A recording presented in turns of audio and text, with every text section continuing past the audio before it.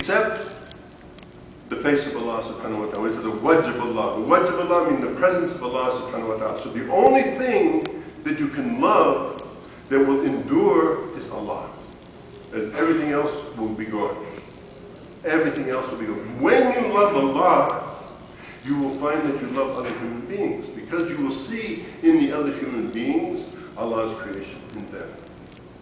But not in the way that you own them, that you possess them, that you are the boss over them, that you're this over them, or you're that over them, or this or that, or any other thing other than they themselves, each and every one of them, are also the creatures of Allah subhanahu wa ta'ala.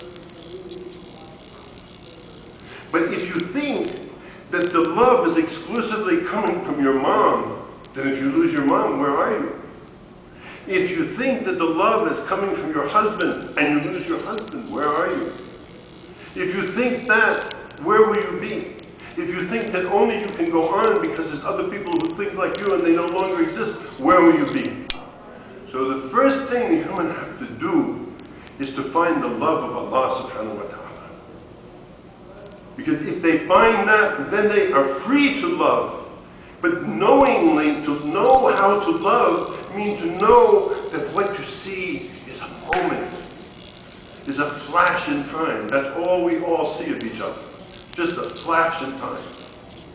But the love of Allah, or the wajh of Allah, or the endurance of Allah, or what Allah is, endures and endures, because why? Huwa Samad, Huwa Qayyum, Huwa Allah. He don't disappear. Or he or she, it doesn't make much difference what you call it, that this or that, the seen and the unseen, and he is both seen and unseen.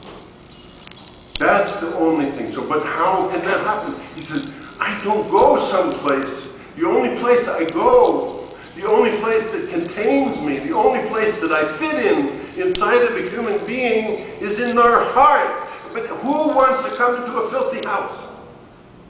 Who wants to live in a filthy house? If your heart is filled with all of the things, well, where is the room for Allah? Where can Allah be? You love money. You love women. Or you love men. You love to have a big house. You love this. You love that. You love this. You got to get this. You need that. You have to have this, that, and the other thing. Like you're going to have all those things. Where's the room for Allah? Where's the room? No room for Allah. So the problem is this thing here. This thing called the heart. To clean this thing called the heart. Allah give us the means of it, both first in what's fired upon us. And everyone sitting in this room who's Muslim, the same thing. Men and women with different things that apply to both of them.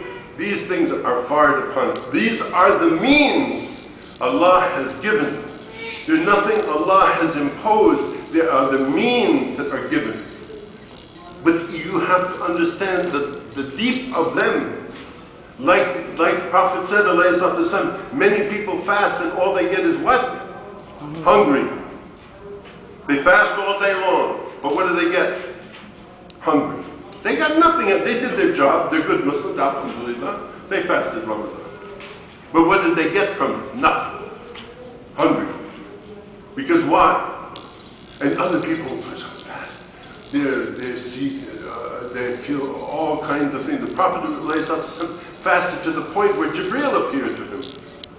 Isn't it so? Otherwise we wouldn't be sitting here. He was fasting in the mountains like that. Who is the Imam who take, go to the mountains? The mountains, we'll go sit in a cave and fast. Don't do that. Don't put your suit on. Go to work. That's what they tell you. But that's where he went. That's what happened, fasting.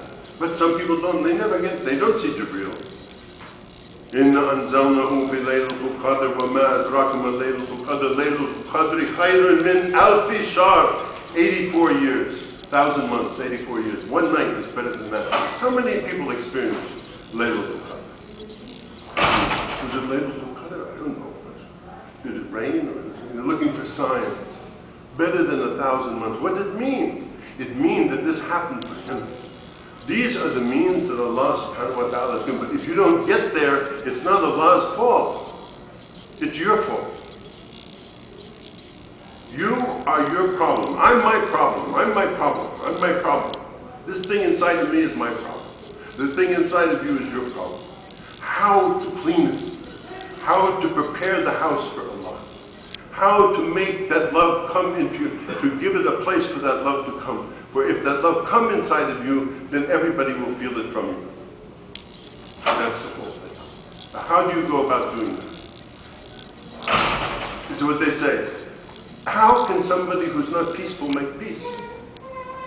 You see Condoleezza Rice or this person go, you look at her face. How can she make peace?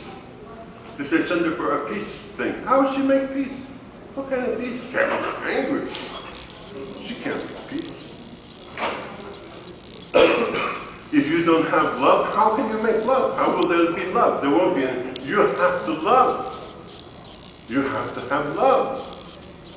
That's why he says nobody is a believer until that. So he wants the other person what he wants for himself. She wants for the other person what she wants for herself. This is the thing. So this is our work, and Allah has given us these means. Those are the farz. Then he tell you, okay, Prophet ﷺ, he did such and such. That's sunnah. Okay, that's good. Then there's nawafil. And then he tell you, again, Prophet, Allah talking on the tongue of the Prophet, he says, nobody approaches me by these nawafil until I become the hands by which he grasps, the eyes by which he sees, and the feet by which he walks, and the mouth by which he speaks. That's to totally reach to that state. So Allah tells you these things. Read a lot of Quran. Get up in the middle of the night. You're young, some of you don't know how, but get up in the middle of the night. Start this practice in your life. Do these things, and you will be changed. Not somebody will change you. We're not Christians. Christians believe in what's called vicarious salvation. Vicarious salvation means somebody will save you. Jesus will save you. Something will save you. Something that will save you. But no. He says, لا يكلف الله نفسا إلا وسعها لا وزرة أخرى. Nobody can carry a thing for somebody else. And nobody gets more than they're meant to carry. This is the thing. You have to change yourself. Allah give you the means. He show you the means. He says, Ati Allah wa Ati Rasulullah. Obey Allah, obey Rasul. Both Allah and the Rasul tell you, get up in the middle of the night. See what's going on at that time of the night. Read the Quran. Remember, he said to you, Dhikrullahu Akbar. Allah says that, not some Sufi sheikh. Allah says, Dhikrullahu Akbar. The remembrance of Allah is the greatest. What is Dhikrullahu Akbar? What's the easiest thing that starts out? La ilaha illallah. How much time? Ask yourself, how much time do you say La ilaha illallah? Or whatever other thing that does that for you. And he says the Quran is the dhikr of Allah. So you ask yourself, how much time you watch Fox News? How much time you watch CNN? How much time you watch Jazeera? How much time you watch Manara? And how much time do you read Quran? Ask yourself. He says, muhasaba nafs. Ask yourself, what are you doing with your life? Where are you going? How are you spending your time? What are you putting in your heart? What's going in there? That's the answer to your question. What do you put in your heart?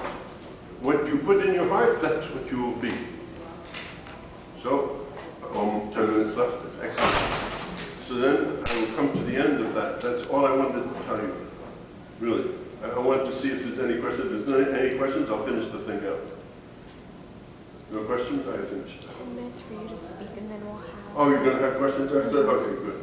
I never like to run over time. I like to try to be prompt. And anyway, they told me 20 minutes, so I have to expand it. It's a subject, again, that I'm very keen to talk about. Because it makes all the difference. If Allah takes up residence in your heart, everything changes. You know, he said, when you see the person in the checkout line, when you see the person you get in the taxi, when you see the person when you go to work, when you see everything. Because again, going back to Allah talking about the Prophet ﷺ, mercy to all people. So that comes, but you can't do that. That's the problem with the thing. You can't say to Allah, get in there. Come on. I'm waiting. Come on. One student told me, he said, I want to see Rasulullah. I said, well, I looked in many old books and said, well, if you stay up for 3 days and you do 150,000 of these things and so on and so on. He did it. mashallah, he had himma to do it. He wanted to see the Rasulullah very much. Young man, mashallah. Then he came to me and said, Shaykh, I didn't see anything. I said, well, alhamdulillah, you said a lot of things, you know. Meaning only to say you cannot, it's not, when Allah says, Yahdi Allahu bi nuri man yasha. Man yasha, when he uses this phrase, man yasha, it means two things have to come together. Allah's will and your will. You have to want Allah and Allah has to want you. Many people want Allah, but Allah doesn't want them. So it's like many people, there are people who don't even want Allah and Allah takes them. You don't know. That's Allah's business. But our business is this business of cleaning.